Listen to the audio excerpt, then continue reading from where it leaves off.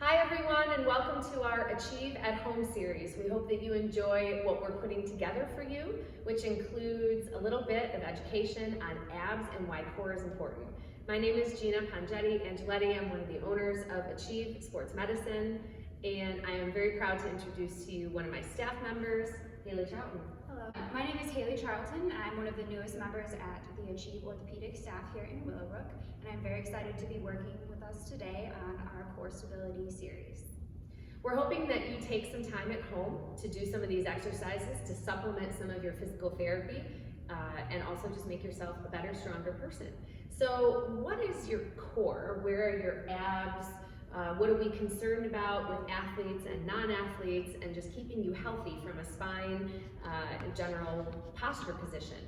We have to really identify what our core is. We have to talk about stability and how when your abs are tight, they create a good atmosphere for your arms and legs having power. Mobility with combination of stability. So sometimes your abs have to be tight while you're engaging in reaching for a volleyball spike or any sort of gymnastics arching. We have to make sure you're still breathing, super important to make sure that you take breaths in and breaths out to allow oxygen to come in while you're working, and that you're not using the wrong muscles if you're holding your breath. We also need to make sure that we do abs with extremities, because most sports and physical activities, even reaching for something, lifting for something, scratching, anything, involves you actually having motion while you're tightening your core. So what we're going to do is walk through everything, and in the end, you can choose to do this one of two ways.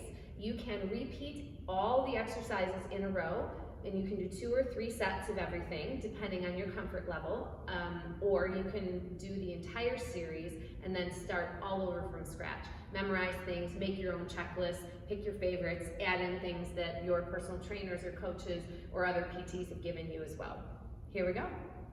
So first we're going to start with finding our transverse abdominis. Now this is different than just your traditional six-pack abs. We're looking for that lower abdominal strength that helps us draw in, gives us our natural corset.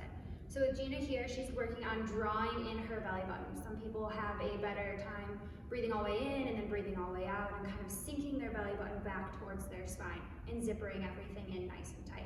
Now it's important, like Gina said, to remember to breathe while doing this, because all of our activities we must keep breathing.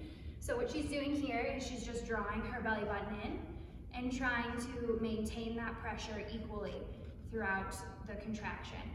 My back is going to be imprinting into my hand, but not pressing so hard that I feel like I'm doing a sit-up. A second way that you can have for cueing is pubic bone and breastbone need to come closer together in order to neutralize your hips. If your hips start arched, you can pull them neutral. If your ribs start open, you can pull them neutral. So top down, bottom up. What you don't want to do is we don't want to see your neck holding, we don't want to see you lifting, which is your rectus abdominis. We don't want to see you cheating by digging your feet in and lifting your glutes up in order to push. You can put a blood pressure cuff underneath Shirley Sarman-based exercises. If your shoulder's flexible enough, you can put your hand under. Your friend can put their hand under, and I can try to actually smash her hand, or you can put a towel underneath too and have your mom or a sibling or a friend do that for you.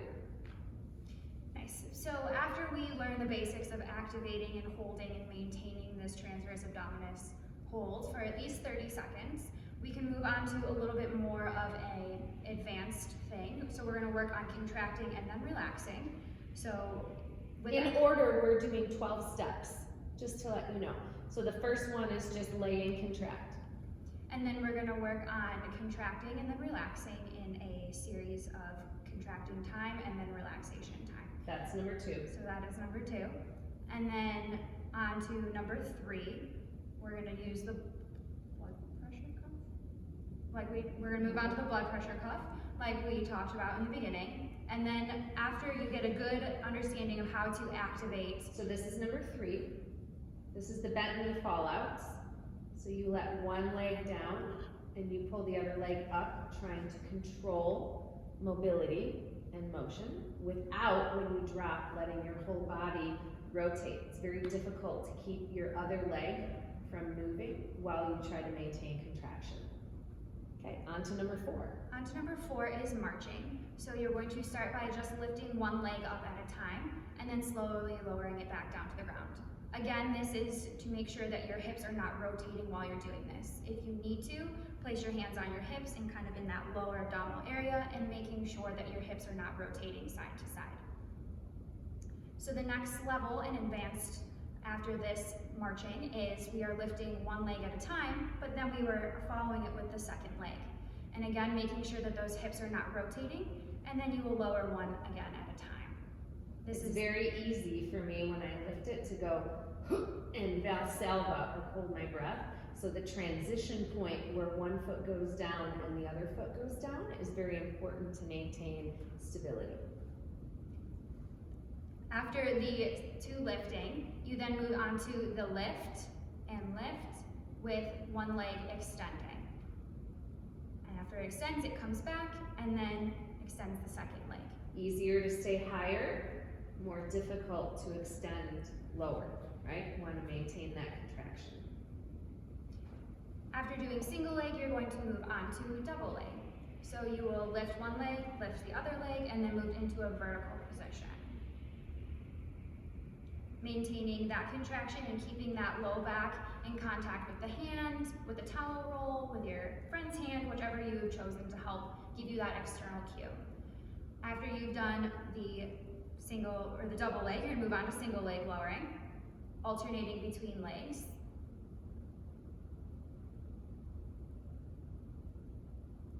And then followed by the single leg, you'll move to the more difficult double leg. So both legs will extend and then you will lower. Again, the further you lower your legs down, the more difficult the exercise will become. Making sure you're maintaining that kind of drawn in position and not letting yourself lose that drawing in. If you feel like you've lost that drawn in position, start over again, reset, and make sure you're really getting that good deep contraction without the accessory muscles kicking in.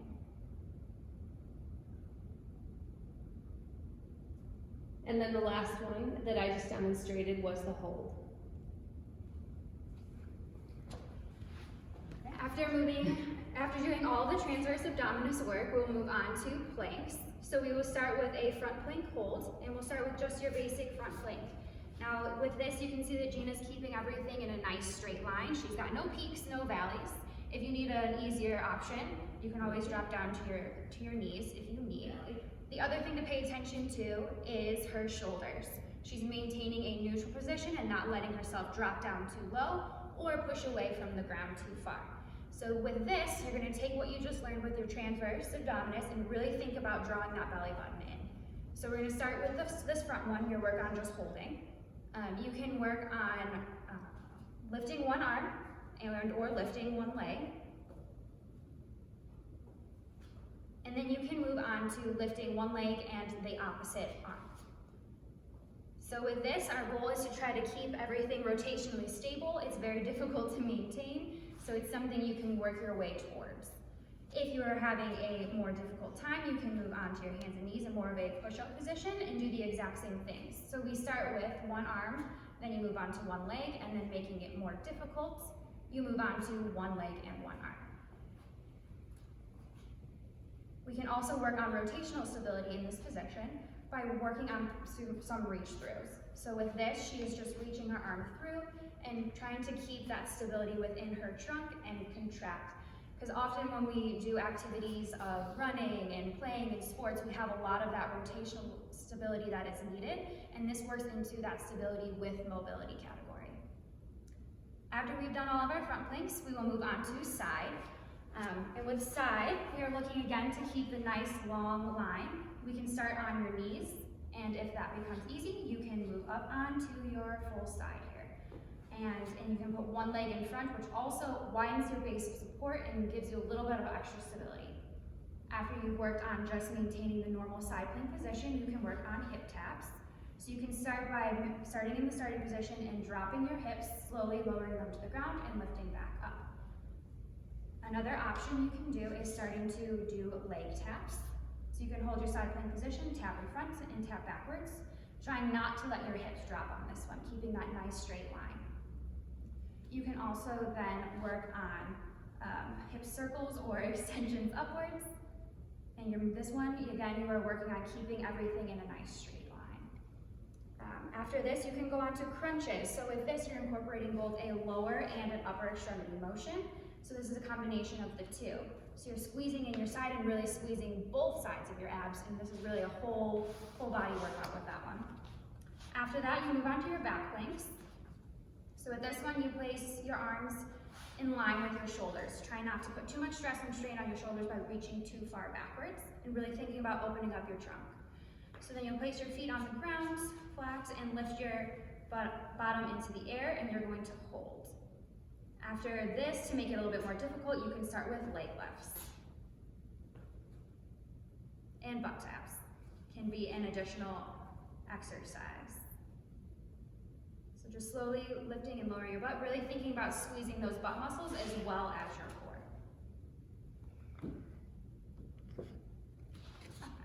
We can also move into a quadruped position.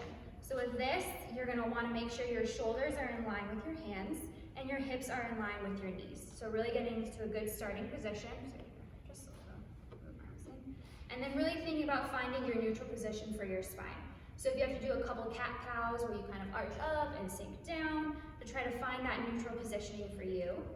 And so you will start here in the middle, again, like we were doing with the planks. You want to make sure your shoulders are in that good position. So we can start with moving just one arm at a time, similar to the planks, and then we can also move on to extending one leg at a time. Again, watching for that rotation and that extension through your back. Really drawing those abs to make sure you're not losing that neutral position and you're maintaining a neutral spine. After you feel comfortable with that, you can move on to a upper extremity and lower extremity motion. Again, this is working on that rotational stability and mobility and working to create that dynamic control in these positions. After just general lifting and alternating, you can work on pulses. So you are maintaining that opposite leg and arm position and pulsing for a few pulses and then coming back down and alternating.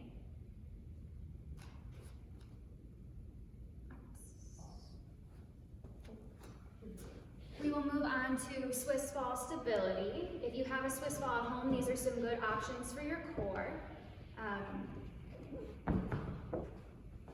We will start with just stability ball walkouts. So you will get on the ball on your tummy and you will walk out and maintain a almost plank-like position. You can maintain by holding. You can move your upper extremity one at a time, very slowly. You can also widen your legs on the ball if you feel you're having a difficult time, and kind of squeeze the ball in between your legs. With upper extremity, you can go up in front of you, you can pull in, you can do the reach across underneath, the rotations.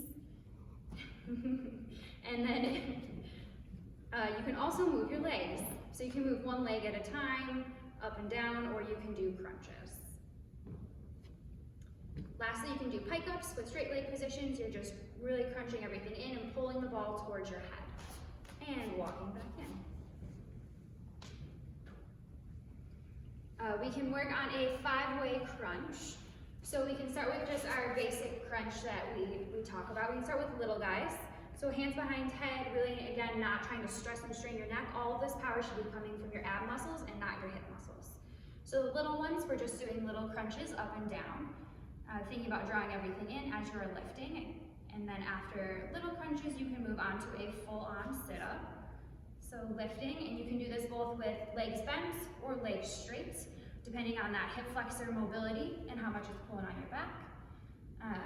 You can also do, we can work on rotational stabilities. So we can do penguins, and you're just alternating side to side, really pulling in those oblique muscles. After that, you can do a full-on crunch with a leg lift into a rotational motion. You can again also do this with straight legs if you are more advanced, and really crunch up. You can do a crunch hold position with penguins.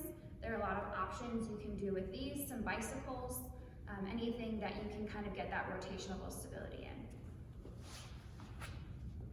Thanks guys for watching our education on abs. Hope you're nice and sore and stronger every day.